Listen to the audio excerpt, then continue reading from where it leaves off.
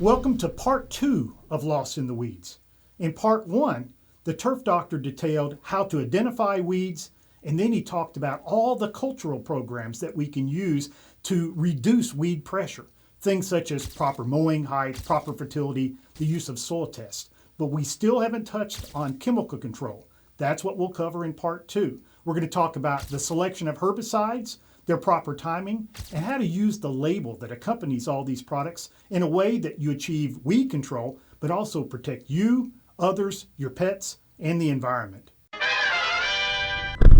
So let's talk about the things that you can do.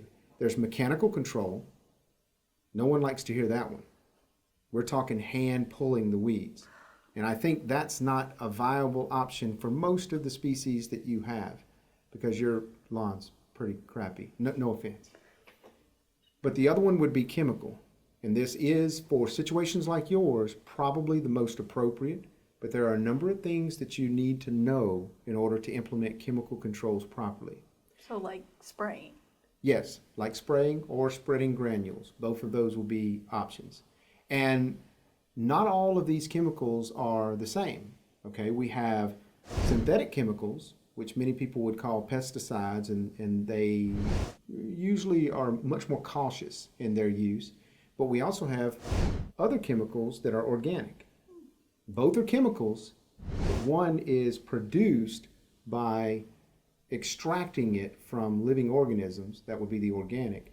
The other is produced by synthetically recreating something that maybe we've observed in nature, but doing so in a synthetic way in a laboratory or in a production plant.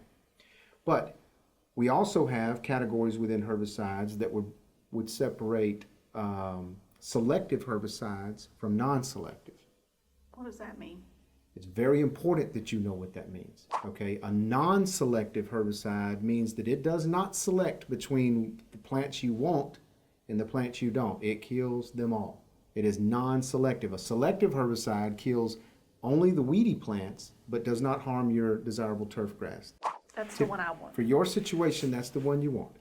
And also, there are types that are systemic, meaning they move throughout the plant, and there are types that are contact, which means they only kill tissue that they land upon.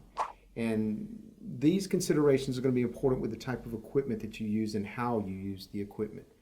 And finally, the last type of herbicide that I would mention is once you clean up the situation you currently have in your lawn, you might consider using a pre-emergence herbicide because the types of products that I'm talking about now would be considered post-emergence.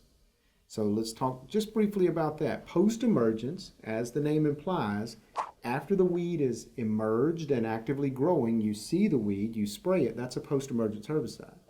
A pre-emergence herbicide, you don't even have weeds when you apply these products.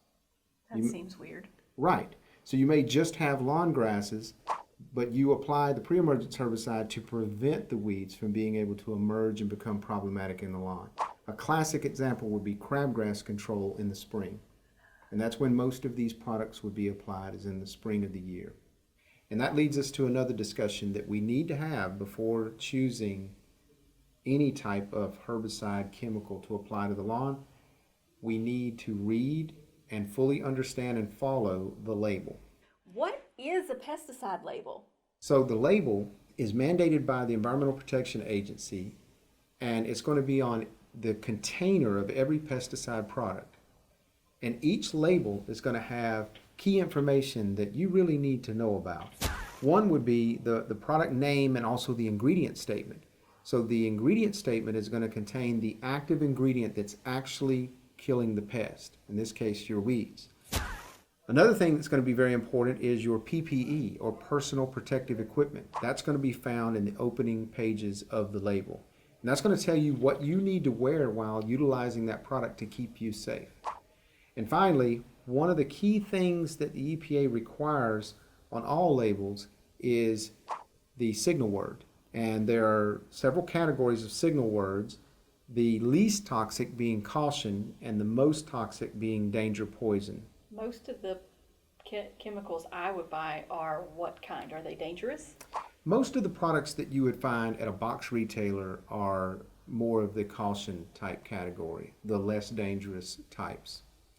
Another thing that you'll find on every herbicide label is in big bold print, keep out of reach of children. It's very important because that's where most of our pesticide harm occurs, is due to these products being exposed to young children when they don't know any better, they can't read these labels, etc. Now, one last thing that I'll say about product labels, especially since most of the products you'll be dealing with, unlike the professional products that are out there, are coming from a box retailer, or they're designed for consumers like yourself to use. And it's important to note that they tend to communicate the primary messaging through pictures.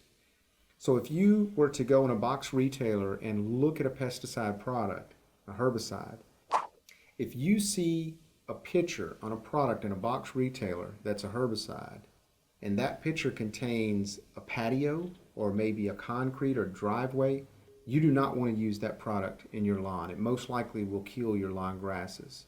Those types of pictures are associated with non-selective herbicides for bare ground weed control. But if the picture on the front of that label contains a beautiful lawn, typically those are selective products that are utilized for selectively controlling weeds in your desirable turf without harming the turf. But regardless of what picture's on the front of that container, you are required by federal law to read and understand that label before you start to use the product and follow the guidelines. How did you find out about all of these weeds and how to kill them? It's funny that you should ask that. You know, a man asked me that just yesterday, and you know what I told him? I told him, I've killed every weed, man. I've killed every weed, man. Every one I see, man. Grasses, brush, and trees, man. I've weeds, my lawn is free, man. I've killed every weed. I've killed some crabgrass, Dallas grass, grass, sassafras, black medic, blue violet, white clover, poke salad, carpet weed, pigweed, coffee weed, flaxseed, hackberry, dewberry, strawberry, ground cherry, purslane, fleabane, wolfsbane, shattercane, amania, susbania, diadea, lespedeza. I've killed every weed, man. I've killed every weed. We hope you found this information useful. And if you want more information, we'd like you to use the QR code on your screen to take you to the Virginia Tech Turfgrass website. That's where you're going to find a lot more information on how to grow a healthy lawn. Also, don't forget that your local Virginia Cooperative Extension Office is there with personnel and resources to help you have a great looking, healthy lawn and landscape, and do so in an environmentally responsible manner.